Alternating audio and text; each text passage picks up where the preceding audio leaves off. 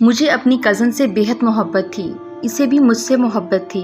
ہم دونوں ایک دوسرے کے لیے جیتے تھے، ہمارے خواب تھے، ہم زندگی بھر ایک دوسرے کے ساتھ رہیں گے۔ اسے تھوڑا سا بھی درد ہوتا تو میں تڑپ جاتا، کبھی میں تکلیف میں ہوتا تو وہ اداس ہو جاتی۔ میں نے ہمیشہ اس کے خواب دیکھے، اس نے میرے خواب سجائے۔ میں سادہ سا تھا، میں اتنا ہوشیار نہ تھا، لیکن اس نے مجھے جینا سکھایا۔ وہ میرا ہیئر سٹائل ٹھیک کرتی، مجھے بتاتی کس رنگ کے کپڑے خریدوں، اور ہاں، وہ مجھے نماز پڑھنے کا کہتی۔ کبھی میں نماز قضا کرتا تو وہ مجھ سے بات نہ کرتی، مجھ سے ناراض ہو جاتی۔ جانتے ہو فارس بھائی، وہ مجھے کیا کہتی تھی؟ آپ میرے اللہ کی نماز ادا نہیں کر سکتے تو میں آپ سے نکاح کا سوچ بھی نہیں سکتی۔ پھر میں اس سے وعدہ کرتا، میں اب نماز قضا نہیں کروں گا۔ اسے کوئی کتنا بھی درد دے دے وہ خاموش رہتی، چپکے سے آواز دبائے ہوئے جی بھر کر رو لیتی، کبھی شکوہ نہ کرتی۔ میں اس سے ناراض ہو جاتا تو وہ اداس ہو جاتی، مجھے میسیجز کرتی، مجھے آواز دیتی، مجھے منانے کی کوشش کرتی۔ میں بھی جان بوجھ کر اسے تنگ کرتا۔ پھر وہ ایک جملہ کہتی، فرحاد دیکھنا، جب مجھے کھو دو گے نا پھر میری قدر کرو گے۔ آج میں روتی ہوں نا، دیکھنا تم بھی رویا کرو گے۔ میں ہنسنے لگتا، پاگل تم کو خود سے جدا کون کرے گا بھلا۔ میں اس سے پیار بھری باتیں کرتا، اس کو خوشیوں کے پل دیتا۔ ہم صرف محبت کرتے تھے، لیکن ہمارے نہ تو رشتے کی بات ہوئی تھی نہ منگنی۔ میں اپنی ماں سے بات کرنا چاہتا تھا، اس سے پہلے ہمارے گھر میسج آیا، عائزہ کا رشتہ کر دیا ہے اس کی خالہ کے بیٹے سے۔ میں نے جلدی سے اسے فون کیا، وہ رو رہی تھی، مجھے کہنے لگی فرحاد میرے لیے اب دعا کرنا۔ میں کمرے میں بیٹھا رونے لگا، عائزہ مر جاؤں گا۔ وہ مجھے سمجھانے لگی، فرحاد پاگل نہ بنو، امی ابو نے جو فیصلہ کیا ہے وہ بہتر ہے، ہماری قسمت میں یہی تھا۔ میں نے بہت منتیں کی، اسے بھاگ جانے کا بھی کہا، وہ 5 وقت کی نمازی تھی، وہ کیسے کچھ غلط کر سکتی تھی؟ جب اس کا نکاح تھا تب سب کو پتہ چلا ہم ایک دوسرے کو چاہتے تھے، تب بہت دیر ہو چکی تھی، اس کی مہندی تھی۔ میں ہمت کر کے اس کے پاس گیا، سب کزنز جانتے تھے ہماری محبت کے بارے میں۔ میں نے خود کو سنبھالا، اس کے پاس بیٹھا جا کر۔ اس نے مہندی والا سوٹ پہنا تھا، میں نے اسے ایک گلاب جامن کھلایا۔ میں مسکرا رہا تھا، میں نے جب اس کی آنکھوں میں دیکھا، نہ جانے کیسے ایک سمندر آنسو کا امڈ آیا۔ وہ زار زار رونے لگی، میں بھی رونے لگا، سب ہماری طرف دیکھ رہے تھے، ہم ایک دوسرے کو سینے سے لگا لینا چاہتے تھے۔ میری بڑی بہن نے مجھے تھاما، کمرے میں لے گئی۔ میں اونچی آواز میں کہا، خود کو اتنا برباد کروں گا، اتنا برباد کروں گا تیری جدائی میں، دیکھنا مجھے دیکھ کر لوگ رویا کریں گے۔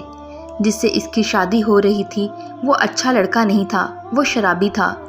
میں درد میں تھا، کسی کی زندگی، کسی کا پیار، کسی کی چاہت، کسی کی دونوں جہاں، کسی کے لیے بیکار ردی کے بھاؤ کوئی خرید لیتا ہے۔ میں نے اپنی امی کے سامنے ہاتھ جوڑے، منتیں کی، امی عائزہ کو بچا لو، اس کا کزن اچھا انسان نہیں ہے۔ میں نے اللہ سے دعا کی، وہ میری نہیں تو نہ ہو، لیکن اسے اس انسان سے بچا لو جو اس بیچاری کی زندگی کو جہنم بنا دے گا۔ نکاح سے پہلے اس نے مجھے کہا تھا، فرحاد محبت میں مل جانا ضروری تو نہیں ہوتا نا، ہم سب اپنی اپنی قسمت لے کر آتے ہیں، قسمت کے سامنے کس کا زور ہے، اللہ تم کو اچھی سی شہزادی نصیب کرے۔ میں اسے چیخ چیخ کر دل کا حال بتانا چاہتا تھا، لیکن کیا ہوا، اس کا نکاح ہو گیا، وہ بیاہ کر چلی گئی۔ میں بہت رویا، میں تڑپا، میں چیخا، میں آگ میں جلا، میں نے منتیں کی، ہاتھ جوڑے، سجدے کی، دعائیں مانگیں، سب رائے گا۔ پھر 7 ماہ کے بعد وہ ایک دن امی کے گھر آئی، میں اتفاق سے ان کے گھر گیا، وہ امی کے پاس بیٹھی تھی۔ میں نے اس کے چہرے کی جانب دیکھا، اس کے چہرے پر زخموں کے نشان تھے۔ مجھے دیکھ کر اس نے نظریں جھکا لیں۔ میں نے حال پوچھا، ہلکا سا مسکرا کر بولی، میں ٹھیک ہوں فرحاد، اس کے شوہر نے اسے مارا تھا۔ وہ آج بھی غم چھپانے کی کوشش کر رہی تھی۔ اتنے میں مسجد میں اذان ہونے لگی، مجھے مسکرا کر بولی، پاگل اب بھی نماز پڑھتے ہو یا اب چھوڑ دی؟ میں مسکرایا، عائزہ میں اب امامت کرواتا ہوں۔ وہ پیار سے بولی، ویسے داڑھی میں پیارے لگتے ہو۔ اس نے مصلی اٹھایا، نماز پڑھنے لگی۔ میں نے تڑپ کر آسمان کی طرف دیکھا، یا اللہ اپنی اس نیک بندی پہ رحم فرما۔ دن گزرنے لگے، مجھے خبر ملتی رہتی، آج اس کے شوہر نے اسے بہت مارا، آج وہ ہسپتال میں ہے۔ میں نے ظلم کے خلاف آواز اٹھانے کا سوچا، اس کے امی ابو سے بات کی، لیکن انہوں نے کہا بیٹیوں کو سب برداشت کرنا پڑتا ہے، میں نے کہا اسلام اس چیز کی اجازت نہیں دیتا کہ اتنا ظلم سہا جائے۔ کل وہ آپ کی بیٹی کی لاش آپ کے سامنے ہوگی، پھر کیا جواب دو گے اللہ کو؟ میں نے عائزہ کو فون کیا۔ عائزہ بس کرو یہ ظلم سہنا، تم پڑھی لکھی سمجھدار ہو، اسلام نے عورت کو بہت عزت بخشی ہے۔ میں نے عائزہ کو ہمت دی، اس کو طلاق لینے کا کہا۔